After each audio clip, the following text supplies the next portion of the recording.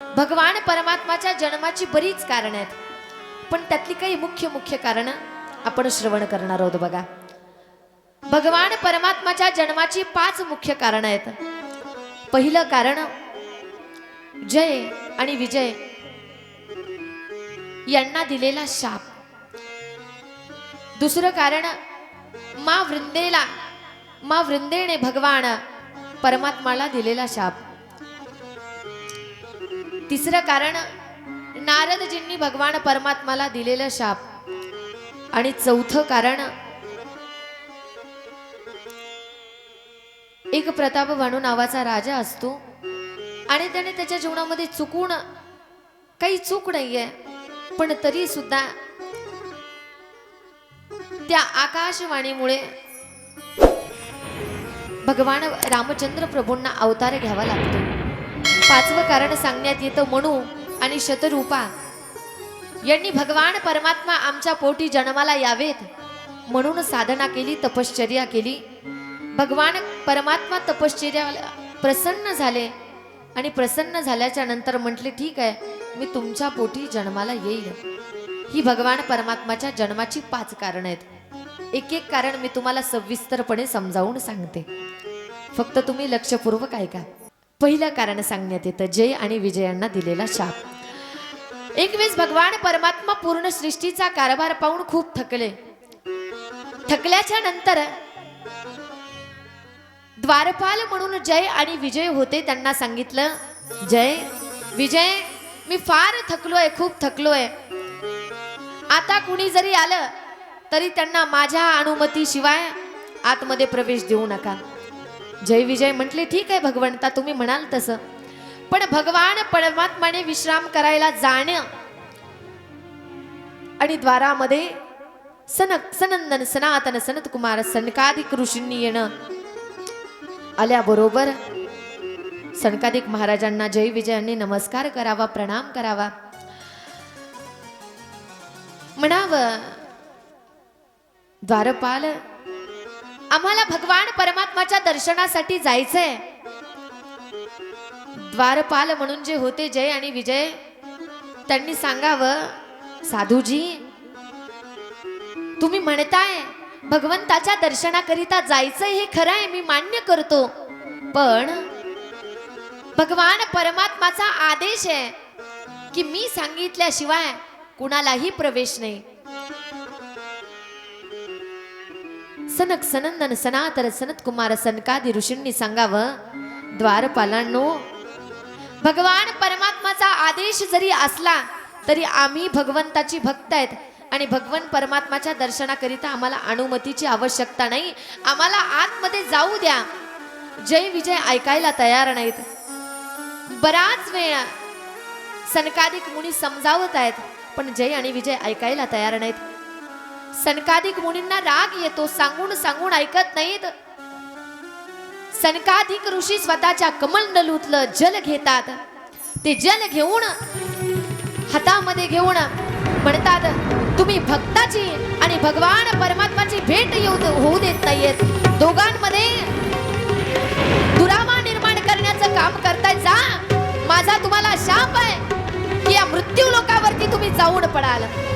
शाप दिला जय आणि विजयांना. सनकादिक ऋषींनी शाप दिल्याच्या नंतर काहीतरी झालंय हे कळाल्याबरोबर नारायण बाहेर आले. आल्याच्या नंतर म्हटले, मुनींनो, काय झालं?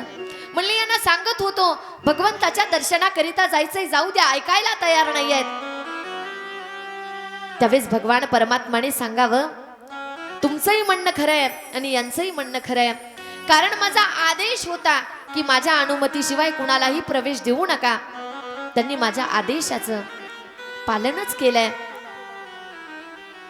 जय आणि विजय भगवान परमात्माला शरण येतात, म्हणतात, भगवंता, आमची काहीच चूक नाही आणि चूक नसताना सुद्धा आम्हाला शाप मिळालाय. बघा, जीवन जगत असताना आपली फार घाई असते. बघा, एवढी घाई असते. घरी आल्याच्या नंतर शेजारणीला गप्पा मारायला आपल्याला 5 तास सुद्धा पुरत नाहीत. पण देवाच्या मंदिरामध्ये गेलं की असं वाटतं 5 मिनिटामध्ये इन्स्टंट दर्शन व्हावं, बरोबर ना? लगेच असं 5 मिनिटाच्या आत दर्शन व्हावं. काही काही महिला मंडळी शिवालयामध्ये जातात शिवजींना जल अर्पण करण्यासाठी. पहिली जल अर्पण करत असती, तिच्या पाठीमागे लगेच दुसरी असती. पहिलीचं जल अर्पण होत नाही तोरक दुसरी म्हणती उठ पटकन उठ पटकन उठ पटकन.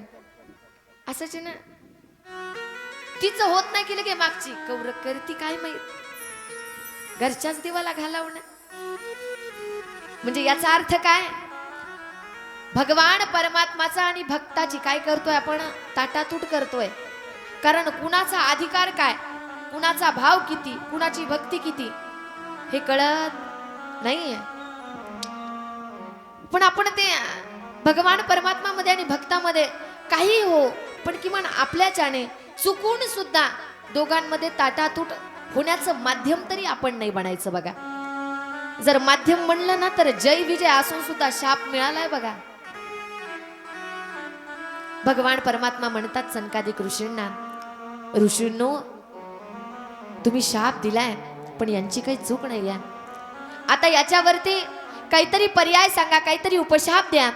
म्हटल्याच्या नंतर सनकादिक मुनी उपशाप म्हणून जय आणि विजयांना म्हणतात, शाप दिलाय मृत्यू लोकावरती जावं तर लागेलच, पण उपशाप देतो, जर भगवान परमात्माचा भक्त म्हणून मृत्यू लोकावरती जर गेले तर 7 जन्म भगवान परमात्मापासून दूर राहावं लागेल. आणि जर तुमची इच्छा असेल तर 3 जन्म भगवान परमात्माच्या विरोधात उभे राहा. 3 जन्मामध्ये भगवान परमात्माची परत प्राप्ती होईल, तुम्ही परत द्वारपाल व्हाल. जय आणि विजय म्हणतात, साधूजी आम्ही भगवान परमात्मापासून एवढं दूर राहू शकत नाहीत, म्हणून आम्ही भगवान परमात्माच्या विरोधात राहायला तयार आहेत. म्हटले आम्ही राक्षस व्हायला तयार आहेत. साधूंचा उपशाप म्हणून तेच जय विजय 3 जन्मामध्ये, पहिल्या जन्मामध्ये हिरण्याक्ष आणि हिरण्यकश्यपू, दुसऱ्या जन्मामध्ये रावण आणि कुंभकर्ण, तिसऱ्या जन्मामध्ये शशुपाल आणि दंतवक्र असे 3 अवतार घेतात.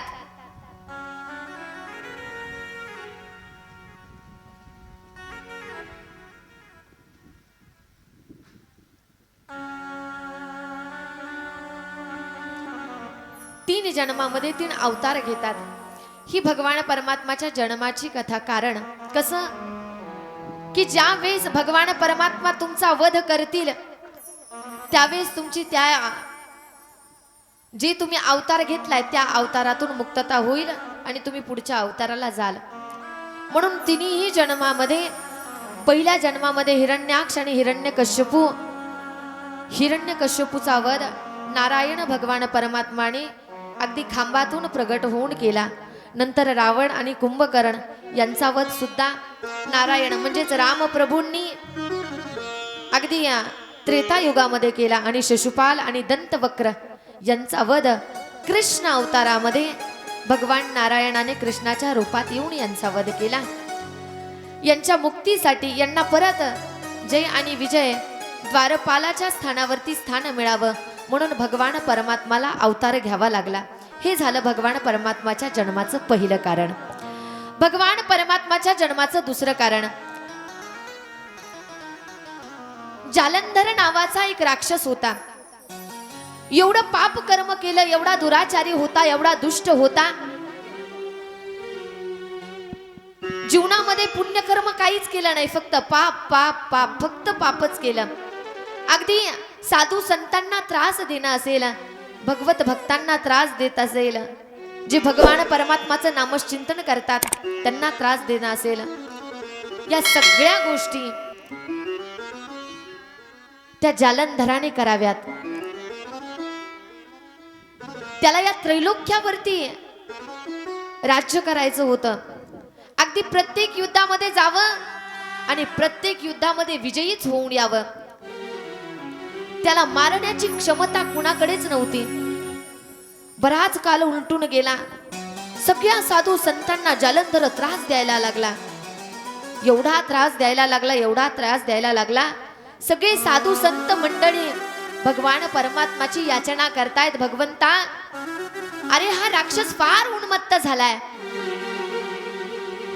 तुम्हाला अवतार घेऊन यांना संपवावं लागेल. साधू संतांनी भगवान परमात्माकडे मागणी करावी, काहीतरी केलं पाहिजे. तो जालंधर, त्याला फक्त आणि फक्त शिवजींच्या हाताने मरण होतं. शिवजींच्या हाताने जर वध झाला तरच तो मृत्यूला प्राप्त होणार होता. पण शिवजींनी जरी त्याचा वध करायला गेले असतील तरी तो परास्तच होत नव्हता. सगळे देवी देवता चिंतेमध्ये म्हटले, नेमकं काय करावं? हा जालंधर, याचा वधच होत नाही, काय कारण आहे? विचार केला तर म्हटले, अरे हा जालंधर पुण्यवान नाही, पण याची जी पत्नी आहे ना, ती पत्नी फार मोठी पतिव्रता आहे. आणि ती पतिव्रता असल्यामुळे या जालंधराचा वध देवादिदेव महादेव सुद्धा करू शकत नाहीयेत. काहीतरी केलं पाहिजे. म्हणून भगवान शिवजी भगवान विष्णू परमात्म्याला सांगतात, भगवंता नारायणा, काहीतरी करावं लागते म्हणे. जर जालंधराचा वध झाला नाही तर हा एवढा त्रास देईल, एवढा उन्मत्त होईल की नंतर याला आवरणं फार कठीण होऊन जाईल. जालंधर युद्धासाठी गेलाय, युद्ध होणार आहे म्हणून जालंधर गेलाय, पण युद्धामध्ये परास्त होत नाहीये, हरत नाहीये. म्हणून भगवान नारायण जालंधराचं रूप घेतात आणि जालंधराचं रूप घेऊन अगदी युद्ध जिंकून आलेत. या अवस्थेमध्ये येतात. आल्याच्या नंतर मा वृंदेला कळतं की अरे आपले पती विजयी होऊन आलेत युद्धावरतून. अगदी आनंदामध्ये मा वृंदा जालंधराच्या रूपात असणाऱ्या नारायणाचा औक्षण करते. पती आलेत युद्धावरतून, विजयी होऊन आलेत. औक्षण केलं आणि चरणाला स्पर्श करणार तेवढ्यामध्ये सेवक येतो आणि सेवक म्हणतो, राणी सरकार, राणी सरकार, राणी सरकार, खूप वाईट झालं, भयानक झालं, कठीण झालं. मा वृंदेने म्हणावं, काय झालं? खूप वाईट झालं. काय झालं सांगा तर सई. म्हटले फार भयानक झालं. म्हणले नेमकं काय झालं? त्या सेवकाने उत्तर द्यावं, राणी सरकार, हमारे जालंधर महाराज जो युद्ध के लिए निकले थे, आज तक जिनको कोई भी युद्ध में परास्त नहीं कर सके, आज वही हमारे जालंधर सरकार रणभूमि में भगवान शिव जी के हाथों से मारे गए. म्हटल्याबरोबर मा वृंदेच्या पायाखालची जमीन सरकली आणि सरकल्याच्या नंतर मा वृंदा रागाच्या भरामध्ये म्हणते, जर माझ्या पतीचा वध झाला असेल तर मी जे विजयी झालेत म्हणून ज्यांचं औक्षण केलं ते कोण आहेत? बघितल्याबरोबर नारायण जे जालंधराच्या रूपामध्ये होते स्वतःच्या रूपामध्ये प्रकट झाले, चतुर्भुज रूपामध्ये प्रकट झाल्याच्या नंतर मा वृंदेने म्हणावं, भगवंता माझी काय चूक आहे? माझ्या स्वतःच्या डोळ्याने, माझ्या स्वतःच्या कानाने मला माझ्या पतीच्या मृत्यूची वार्ता ऐकायला मिळाली. माझी काय चूक आहे भगवंता? मा वृंदेने भगवान परमात्माला प्रश्न विचारायला लागतात. विचारत असताना मा वृंदेला उत्तर देतात नारायण, वृंदा तू फार पतिव्रता होतीस आणि तुझी काहीच चूक नाही, पण ऐक ना, तुझ्या एकटीच्या पातिव्रत्यामुळे अनेक स्त्रियांचं पातिव्रत्य भंग होत होतं. जालंधर उन्मत्त झाला होता, साधू संतांना मनुष्यांना त्रास देऊ लागला. त्याच्या परिणामाने ज्या स्त्रिया पातिव्रत्य धर्माचं पालन करतायत त्यांच्या पतींना सुद्धा, त्यांचा सुद्धा वध जालंधर कांना करतोय. तुझ्या एकटीचं पातिव्रत्य भंग झालं मान्य आहे, पण ते मी उगाच केलं नाही, तर बाकीच्या लाखो स्त्रियांचं पातिव्रत्य वाचवण्याकरिता तुझ्या एकलीचं पातिव्रत्य मला भंग करावं लागलं. सांगितलं भगवान परमात्माने. मा वृंदा ऐकायला तयार नाही. मा वृंदेने म्हणावं, भगवंता, ज्या पतिव्रता स्त्रिया आहेत त्यांना आजपर्यंत तुम्ही फक्त सहकार्यच केलंय, आणि माझंच पातिव्रत्य भंग केलं का? अगदी दगडाच्या काळजासारखे झालात भगवंता. माझा विचार नाही आला तुमच्या मनामध्ये. असं कुणीच वागत नाही. तुम्ही तर आमची मायबाप आहात, तुम्ही असं वागलात. अगदी दगडाचं काळीज करून तुम्ही असं वागलात. जा, माझा तुम्हाला शाप आहे, तुम्ही दगड होऊन पडाल. दगड होऊन पडाल म्हटल्याच्या नंतर, म्हणून शाळीग्राम बघा, एक रूप आहे भगवान विष्णू परमात्माचं, तुम्हाला माहिती असेल. शाळीग्राम सांगितलं दगड होऊन पडाल, शाप देतायत. तेवढ्यामध्ये भगवान शिवजी येतात, आणि शिवजी आल्याच्या नंतर शिवजी म्हणतात, शाप वगैरे देऊ नका, थांबा, हे काय एवढंच झालेलं नाहीये. जालंधर खूप उन्मत्त झाला होता वृंदा, त्याला मारणं गरजेचं होतं. तुझ्या फक्त एकटीच्या पातिव्रत्य धर्मामुळे तो मरत नव्हता, तो मृत्यूला प्राप्त होत नव्हता. म्हणून भगवान शिवजी मा वृंदेला वरदान देतात. म्हणतात, वृंदा, तू म्हणतेस ना पातिव्रता पातिव्रता, भगवान नारायणाची भक्त आहेस तू, जा, मी तुला वरदान देतो. मा वृंदा, शिवजींनी वरदान दिलं की एवढं पतिव्रत्य धर्माचं तू पालन केलंयस, जा म्हटले, माझं वरदान आहे तुला की तुझ्या आराध्या सोबत तुझा विवाह अगदी थाटामाटामध्ये प्रत्येक वर्षी होत जाईल. म्हणून आपण मा वृंदेचा विवाह ज्यावेळेस करतात बघा, तुळशीचं लग्न आपल्याकडे म्हणतात, बरोबर ना? तुमच्याकडे असतं का? आमच्याकडे असतं तुळशीचा विवाह, तुलसी विवाह. तो तुलसी विवाह का होतो? तर तो याच्याकरिता होतो की शिवजींनी मा वृंदेला दिलेलं वरदान आहे. मा वृंदेला वरदान दिलं, पण मा वृंदेचा राग थांबायला तयार नाही. कारण पतिव्रता आहे बघा, पतिव्रतेची ताकद असते. तुका म्हणे पतिव्रता आणि जिची देवावरी सत्ता. पतिव्रता होणं सोपं आहे का माऊल्यांनो? पदरावाल्या, बिना पदरावाल्या, नथीवाल्या आहेत ना. हा, पतिव्रता होणं सोपं आहे का? काय झालं माहितीये का? असंच एका ताईंना वाटलं मला सुद्धा पतिव्रता व्हायचं. त्यांची मैत्रीण होती शेजारीच, गेल्या त्या मैत्रिणीकडे, काही काम नव्हतं, म्हटल्या गप्पा वगैरे मारायला जाऊ आपण. गेल्याच्या नंतर अगदी बोलणं वगैरे झालं, आणि मैत्रिणीचे पती आले. आल्याच्या नंतर पतींनी आवाज दिला, म्हणे सती, एक ग्लास पाणी. म्हटल्या बरोबर सती कुटत होती साळी. कशात कुटता तो?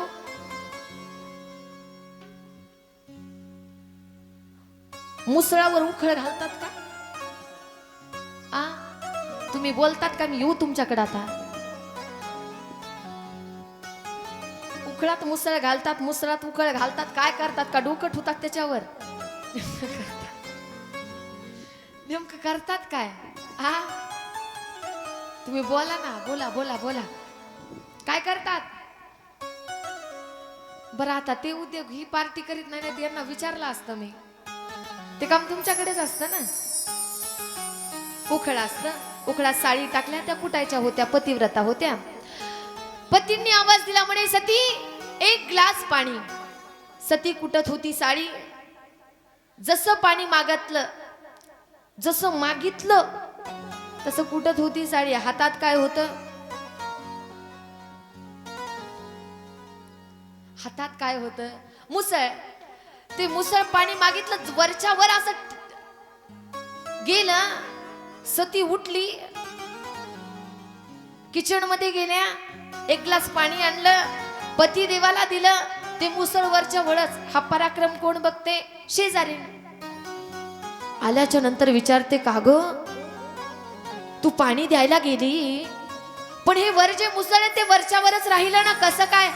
म्हटले, अगं फार काही नाही, पातिव्रत्य धर्माचं पालन कर म्हणे, तुझ्या आई सोबत असं घडेल. ती म्हटली ठीक आहे, वा. घरी गेली. घरी गेल्याच्या नंतर पतिदेवांना पहिली ऑर्डर सोडली, म्हणे उद्याच तुम्ही 5 वाजता उठायचं नाही, स्वयंपाक बनवायचा नाही, उद्या तुम्ही कुठलंच काम करायचं नाही.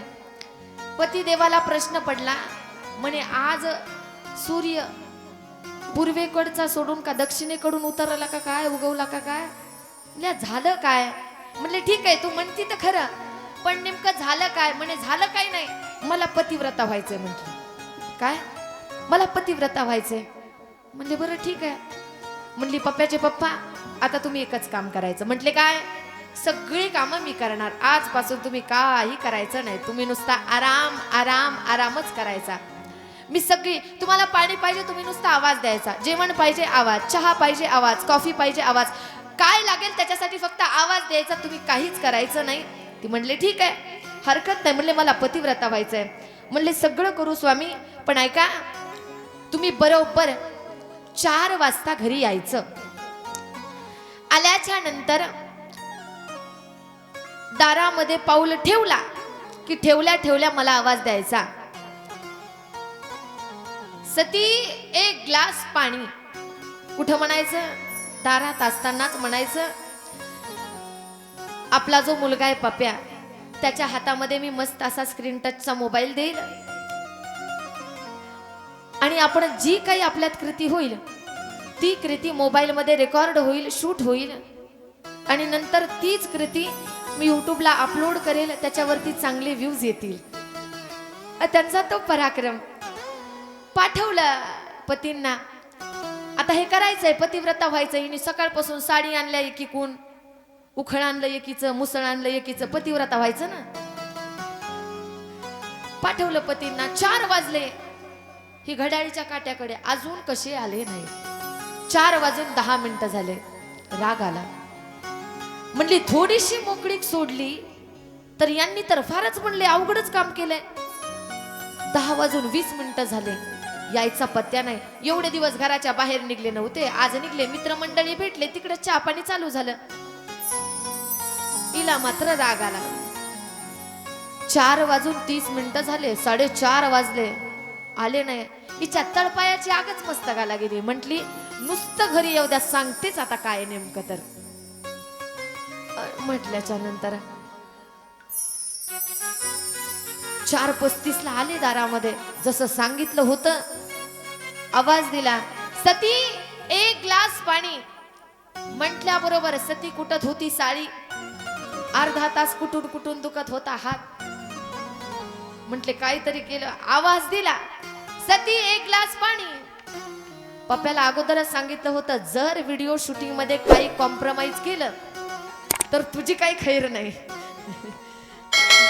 म्हणजे जे काही होईल ते शूट झालं पाहिजे. पप्प्याने हातामध्येच मोबाईल, कारण माहिती होता आई हाय तोवर आई, नाही तर जगदंबाचे परत काही बघायचं काम नाही, आपली खैर ठेवणार नाही.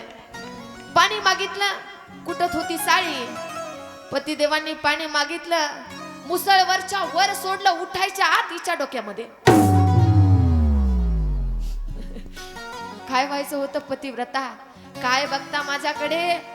पतिव्रता व्हायचं राहिलं लांब, सगळे काम सोडून न्यावं लागलं हॉस्पिटलला. पतिव्रता होणं एवढं सोपं आहे का? नाही. देवावरती सत्ता निर्माण होते, पण त्याच्यासाठी तेवढं पालन सुद्धा करावं लागतं. मा वृंदा पतिव्रता धर्माचं मनापासून पालन करते. राग येतो, राग अनावर होतोय. भगवान नारायणाला शाप देते, दगडाच्या काळजाचे झालात ना, माझी काही चूक नसताना एवढा मोठा अपराध दिला, जा माझा तुम्हाला शाप असेल.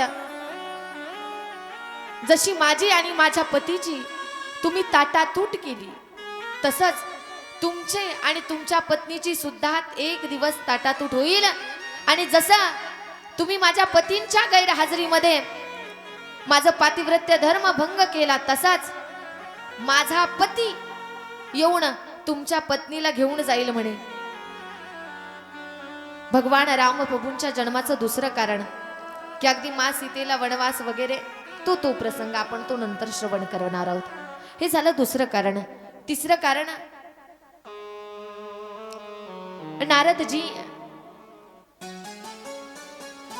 नारदजींनी तप केलं आणि तप केल्याच्या नंतर तप करायला लागले. तप करतायत अगदी ऊर्जा निर्माण झाली. पण इंद्राला मात्र भय वाटायला लागला, आपलं इंद्रपद घेतोय की काय. म्हणून इंद्र भगवंताने मेनका, उर्वशी, रंभा सुंदर सुंदर अप्सरा पाठवल्या. नारदजींवरती काहीच प्रभाव होईना. नंतर कामदेवाला सुद्धा पाठवलं. नारदजींवरती काहीच प्रभाव झाला नाही, काहीच परिणाम झाला नाही. तर स्वतः कामदेवांनी नारदजींच्या गळ्यामध्ये एक माळा घातली. म्हटले, नारदजी तुम्ही काम जिंकलाय.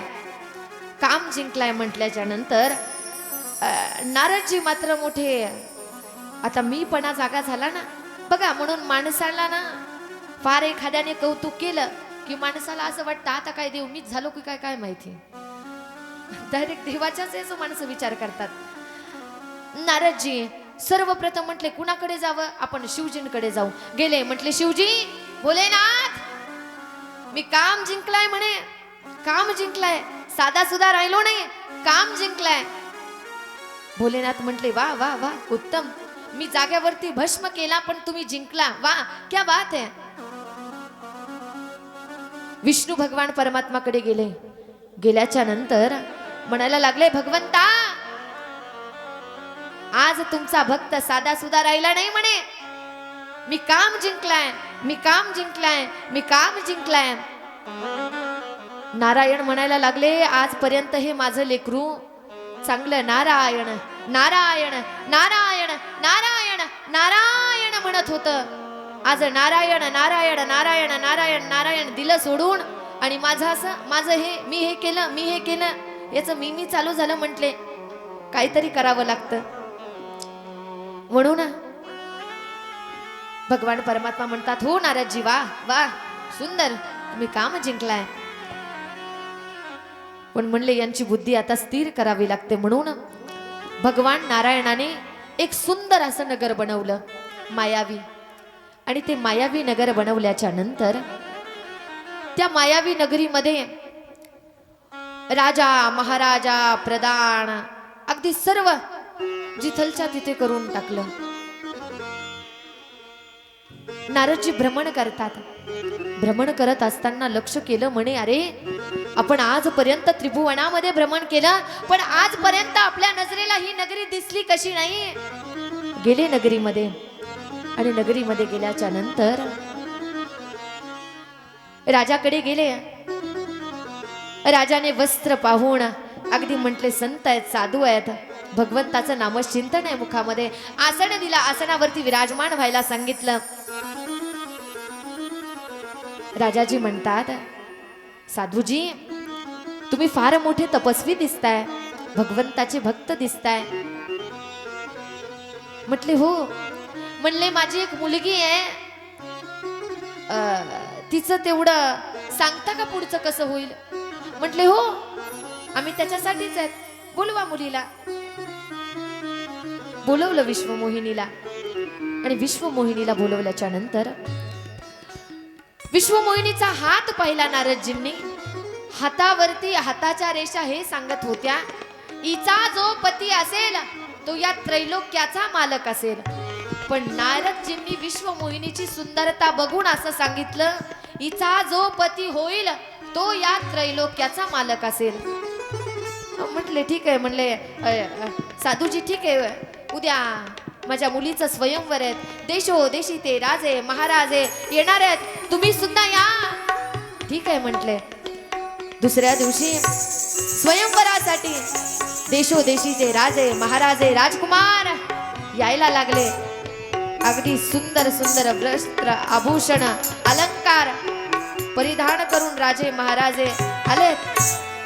नारदजी भगवान परमात्माकडे जातात आणि भगवान परमात्माला म्हणतात, भगवंता आजपर्यंत तुला काहीच मागितलं नाही, आज पहिल्यांदा मागतो. म्हणे मागा नारदजी, काय पाहिजे? म्हटले फार काही नाही, मला एवढं सुंदर रूप द्या, एवढं सुंदर रूप द्या, एवढं सुंदर रूप द्या की मी गेल्याच्या नंतर सगळ्यांची नजर माझ्याकडेच असली पाहिजे, एवढं सुंदर रूप बनवा. भगवान विष्णू म्हटले ठीक आहे. रूप बनवलं आणि बनवल्याच्या नंतर जा म्हटले. आता भगवान परमात्मावरती विश्वास होता. म्हणले आपल्याला आरशात बघायची गरज नाही, तसेच गेले. स्वयंवरामध्ये गेले आणि स्वयंवरामध्ये गेल्याच्या नंतर पाहिलं, अरे देशोदेशीचे राजे महाराजे आले, सगळे आहेत. आणि नारदजी सुद्धा लाईन मध्ये उभे राहिले. विश्वमोहिनी आली आणि विश्वमोहिनी आल्याच्या नंतर विश्वमोहिनीने प्रत्येकाच्या मुखाकडे पाहावं, नजर खाली करावी, पुढे सरकावं, पाहावं, नजर खाली घ्यावी, पुढे जावं, पाहावं, नजर खाली घ्यावी, पुढे जावं. सगळ्या राजकुमारांना बघितलं.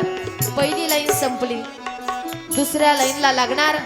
नारदजी पहिल्याच नंबरला होते. जशी विश्वमोहिनी जवळ आली, नारदजींना वाटले घालते आता वरमाला, घालते म्हणले. जवळ आली, पाहिलं नारदजींकडे, हसली, समोर गेली. समोरच्या राजकुमाराकडे पाहिलं.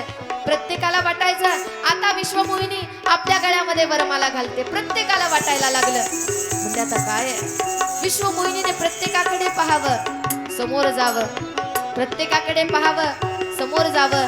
भगवान परमात्माला विश्वमोहिनी म्हणते, भगवंता अरे लवकर या, जर लवकर नाही आलात ना तर मला कुणाच्या तरी गळ्यामध्ये वरमाला घालावी लागेल. भगवान परमात्माने विश्वमोहिनीच्या अंतःकरणातली हाक ऐकली. आले, जसे आले तसे विश्वमोहिनीने पाहिलं की आपले स्वामी आलेत. आल्याबरोबर हातातली वरमाला घेतली आणि नारायणाच्या गळ्यामध्ये टाकली. टाकल्याबरोबर नारायणाने हाताला धरून विश्वमोहिनीला घेऊन निघून गेले. बोलिए सियावर रामचंद्र भगवान की जय, सियावर रामचंद्र भगवान की जय, सियावर रामचंद्र भगवान की जय. सांगितलं, गेले निघून विश्वमोहिनीला घेऊन. पण गेल्याच्या नंतर जेवढी काही राजकुमार होती ती सगळी राजकुमार नारदजींकडे बघून हसायला लागली. हसत असताना नारदजींनी म्हणावं, माझ्यावरती जळतायत वाटतं, देवाने मला एवढं सुंदर रूप दिलं. एक राजकुमार आले. राजकुमार म्हणतात, म्हटले तुम्ही आरशात बघितलं का? म्हटले आरशात काय गरज आहे बघायची? नाही म्हणले आरशात बघितलं का? म्हणले नाही बघितलं. म्हणले पहिले आरशात बघा, हे लोक काहून हसतायत हे कळेल मग तुम्हाला. म्हणले आता आरसा कुठं शोधावा? जलाने भरलेलं पात्र होतं, स्थिर झालेलं जल. म्हटले या जलामध्ये बघा. तुम्ही कोण आहेत? बघितलं नारदजींनी. आणि बघितल्या बरोबर लक्षात आलं, अरे आजपर्यंत ज्या भगवान परमात्माची तन मन धनाने सेवा केली, नामचिंतन केलं, त्या भगवान परमात्माला आज पहिल्यांदा काहीतरी मागितलं. जे मागितलं ते तर दिलंच नाही, पण त्याच्या विपरीत मला देऊन टाकलं. सुंदर रूप मागितलं होतं, तर त्या सुंदर रूपामध्ये मला मरकट लोचन बनवून टाकलं. मला माकडाचं रूप दिलं, मला माकडाचं तोंड दिलं. म्हणून नारदजी रागात आहेत. रागामध्ये ताड ताड ताड ताड करत क्षीरसागरामध्ये जातात. क्षीरसागरामध्ये जाऊन भगवान विष्णूंच्या समोर त्या ठिकाणी उभे राहून म्हणतात, भगवंता आजपर्यंत तुला काही मागितलं नाही, आज पहिल्यांदा तुला मागितलं, पण तू मला दिलं नाहीस. ऐक, माझा तुला शाप आहे. ज्यावेळेस मृत्यू लोकावरती अवतार घ्यायला झालं ना, त्यावेळेस जशी माझी इच्छा होती, विश्वमोहिनीने माझ्या गळ्यामध्ये वरमाला टाकावी, पण तुम्ही माझ्या डोळ्याच्या समोर विश्वमोहिनीला घेऊन गेलात. माझा शाप आहे, तुमच्या सुद्धा पत्नीचा असंच कुणीतरी हरण करेल.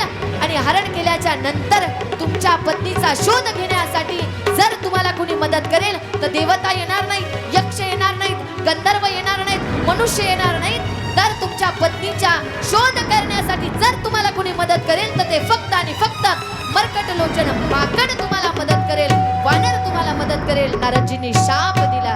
बोलिए सियावर रामचंद्र भगवान की सियावर रामचंद्र भगवान की, सियावर रामचंद्र भगवान की. नारदजींचा शाप, त्या शापामुळे रामप्रभूंना अवतार घ्यावा लागला. हे झालं रामप्रभूंच्या जन्माचं तिसरं कारण. रामप्रभूंच्या जन्माचं चौथं कारण म्हणू आणि शतरूपा यांनी केलेली तप. भगवान परमात्माची एवढी साधना केली, तप केलं, आणि तप केल्याच्या नंतर ती साधना बघून, ते तप बघून भगवान परमात्मा प्रसन्न झाले. प्रसन्न होऊन प्रगट झाले. म्हणतात, म्हणू महाराज, मा शतरूपा कशाकरिता साधना करतायत, कशाकरिता तप करतायत, प्रसन्न आहे मी तुमच्यावरती, मागा काय मागायचं तर. त्यावेळेस म्हणू महाराज आणि शतरूपा मातेने म्हणावं, भगवान परमात्मा तुमच्या कृपा आशीर्वादाने सगळ्या गोष्टी आहेत, फक्त एकच इच्छा आहे की तुम्ही आमच्या पोटी मुलगा म्हणून जन्माला यावं. तुमचं आई वडील होण्याचं सद्भाग्य आम्हाला आमच्या जीवनामध्ये लाभावं, एवढीच इच्छा आहे आणि एवढी इच्छा तुम्ही पूर्ण करावी.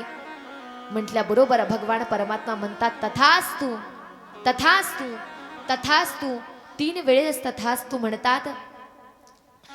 आणि म्हणून आणि शतरूपा मातेच्या वरदानामुळे सुद्धा रामचंद्र प्रभू ना त्या ठिकाणी राम अवतारामध्ये प्रगट व्हावा लागतं, राम अवतार घ्यावा लागतो. रामप्रभूंच्या जन्माचं चौथं कारण सांगण्यात येतं. एक राजा होता, त्याचं नाव प्रताप भानू. आर्यमर्दन नावाचा त्याचा एक भाऊ होता, एक प्रधान होता. तो राजा अगदी त्रैलोक्यावरती पूर्ण त्रैलोक्य काबीज करत होता. अगदी प्रत्येक राज्यावरती जावं, आक्रमण करावं आणि विजयी व्हावं. राज्यामध्ये जावं, आक्रमण करावं, युद्ध करावं, विजयी व्हावं. भगवान परमात्माची कृपाच म्हणावी लागेल. जवळपास सगळं जे काही आहे ते प्राप्त करून घेतलं. पण एका वेळेस एका राज्यामध्ये युद्धाकरिता गेल्याच्या नंतर युद्ध केलं आणि युद्ध केल्यावरती ते युद्ध जिंकलं, ते राज्य स्वतःकडती आलं. पण पहिलेची प्रथा होती, जर आपण जिंकलो तर एक तर राजाला कारागृहामध्ये टाकायचं, नाही तर मारायचं. तो राजा थोडा हुशार होता.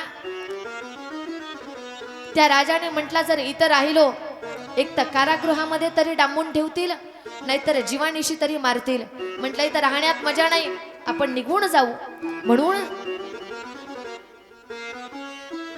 तो राजा जंगलामध्ये जातो आणि साधूच्या वेशामध्ये कुटिया बांधून राहतो. पण मनामध्ये सूड आहे की या प्रताप भानूने आपल्या राज्यावरती बळकावलंय आपलं राज्य. एक ना एक दिवस तरी याचा सूड घेतल्याशिवाय याला सोडणार नाही. साधूच्या वेशामध्ये पण अंतःकरणामध्ये सूड भावना आहे. एक दिवस हा प्रताप भानू अगदी चंद्र सूर्य असेपर्यंत माझंच राज्य या पृथ्वीवरती राहावं या इच्छेने सर्व साधू संत मंडळींना भोजनाकरिता निमंत्रित करतात. कारण सगळ्या दानात श्रेष्ठ दान जर कुठलं असेल तर ते अन्नदान आहे. बोलवतात सगळे साधू संत मंडळी, राजाच्या शब्दाला मान देऊन भोजनाकरिता येतात. त्याच साधू संत मंडळींमध्ये हा राजा सुद्धा होता. म्हटले याच्यापेक्षा दुसरी संधी आपल्याला सापडणार नाही. म्हणून अगदी साधूच्या वेशामध्ये असणारा तो राजा तो आचार्यांकडे गेला. अगदी जिथे स्वयंपाक बनतोय तिथे गेला. गेल्याच्या नंतर बनवलेल्या उत्तम स्वयंपाकामध्ये त्यांनी मृगाचं मांस टाकलं. टाकल्याच्या नंतर ज्यावेळेस ते जेवण सर्व साधू संत मंडळींच्या पात्रावरती त्या ठिकाणी वाढण्यात आलं. वाढल्याच्या नंतर अगदी ताटाच्या भोवती पाणी वगैरे फिरवून घास साधू संत मंडळी तोंडामध्ये टाकणार. तेवढ्यामध्ये आकाशवाणी होते आणि आकाशवाणी झाल्याच्या नंतर त्या आकाशवाणीने सांगावं, साधूंनो, संतांनो, ब्राह्मणांनो, तुमचा धर्म भ्रष्ट होईल. हे जेवण नाही तर या जेवणामध्ये, या भोजनामध्ये, या अन्नामध्ये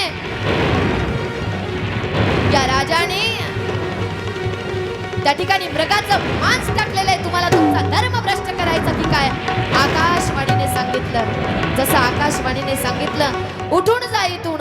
उठले सगळे साधू संत मंडळी आणि उठल्याच्या नंतर प्रताप भानूला शाप द्यायला लागले. म्हटले, राजा, अरे तुझ्या शब्दामुळे, तुझ्या शब्दाला मान ठेवून तुझ्या घरी भोजनाकरिता आलो, पण तू आमच्या भोजनाकरिता मृगाचं मांस टाकलं. जा, आमचा तुला शाप आहे. तुझी इच्छा होती ना की चंद्र सूर्य असेपर्यंत माझा अधिराज्य राहावं. चंद्र सूर्य असेपर्यंत नाही म्हणे. तुझ्या डोळ्याच्या देखत तुझ्या कुळाचा विध्वंस आणि विनाश होईल. सर्व साधू संत मंडळींनी शाप दिला. विनाश होईल म्हटले, राक्षस योनीला प्राप्त होशील म्हटले. नंतर तोच प्रताप भानू समोर रावण होतो. प्रताप भानूचा भाऊ म्हणजेच आर्यमर्दन कुंभकर्ण होतो आणि त्याचा जो प्रधान होता तो प्रधान बिभीषण जी होतात. आणि या तिघांच्या त्या ठिकाणी या तिघांना सद्गती देण्याकरिता भगवान रामचंद्र प्रभू अवतार घेतात. ही झाली भगवान परमात्माच्या जन्माची मुख्य 5 कारण.